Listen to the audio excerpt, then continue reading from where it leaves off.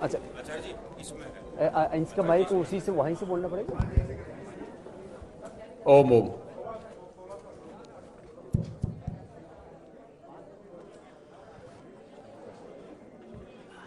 ठीक। आज ऐतिहासिक दिन है।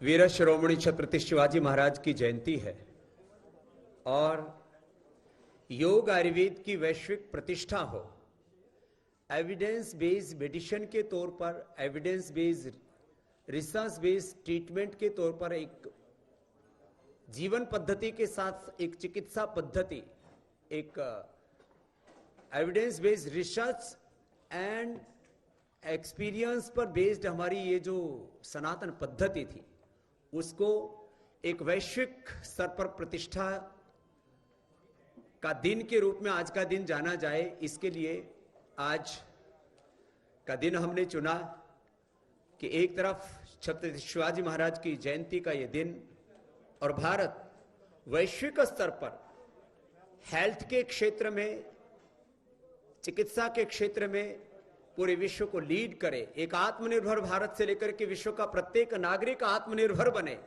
इसके लिए हम योग और आयुर्वेद को वैश्विक स्तर पर वैज्ञानिक और प्रामाणिकता के साथ प्रतिष्ठापित करने के लिए आज यहां पर उपस्थित हुए हैं।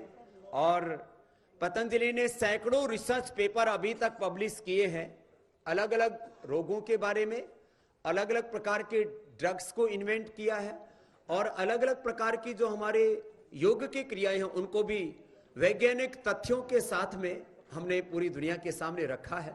और जो स्थापित जो तथ्य थे उनके उलट हमने डायबिटीज के पेशेंट्स को नॉन डायबिटिक करके और लाइफस्टाइल डिजीज, चाहे वो बीपी है, थायराइड है, चाहे वो ओबेसिटी है, नॉन कम्युनिकेबल डिजीज के साथ कोरोना जैसी कम्युनिकेबल डिजीज के ऊपर भी एक प्रामाणिक कार्य किया है।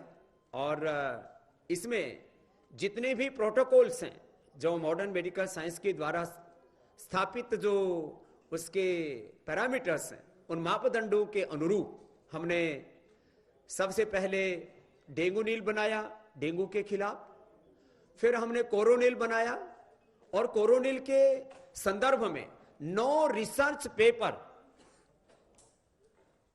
वर्ल्ड के टॉप इंपैक्ट वाले रिसर्च जर्नल्स में पब्लिश हो चुके हैं।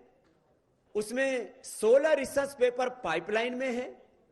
इसी प्रकार से अलग अलग बीमारियों के बारे में सैकड़ों रिसर्च पेपर्स हमने ऑलरेडी पब्लिश कर चुके हैं। और जब हमने पिछली बार यहां रिसर्च के संदर्भ में हमने एक कॉन्फ्रेंस किया था, तब भी हमने रिसर्च फाउंडेशन के जितने भी हमारे रिसर्च पब्लिकेशंस हैं वो हमने सारे के सारे आपको उपलब्ध करवाए थे। ये सारे के सारे रिसर्च पेपर्स हैं, ये पहले हम आपको इस संदर्भ में बता चुके हैं। और अब जो इसके बाद जो दूसरे रिसर्च पेपर जो अभी तक पब्लिश हो चुके हैं उन सब का एक हमने ये कंपाइल करके ये दूसरा एक पूरा महाग्रंथ बन गया है।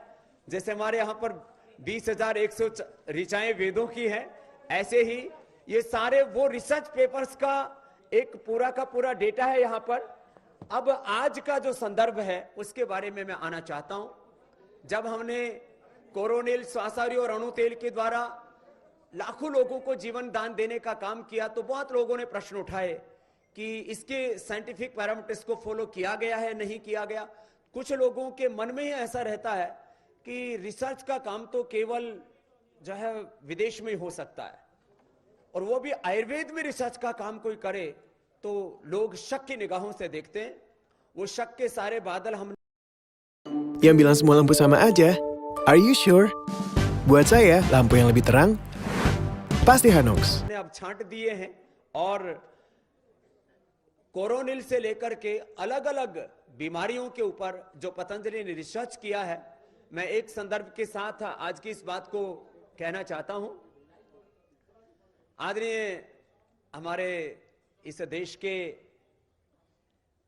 लिए गौरव की बात है कि पहली बार एक वैश्विक स्तर पर हमारे देश के एक खुद जो डॉक्टर हैं और हमारे हेल्थ मिनिस्टर हैं, उनको WHO के गवर्निंग काउंसिल के चेयरमैन के तौर पर एक बहुत बड़ा उत्तरदायित्व निभाने का सौभाग्य मिला है।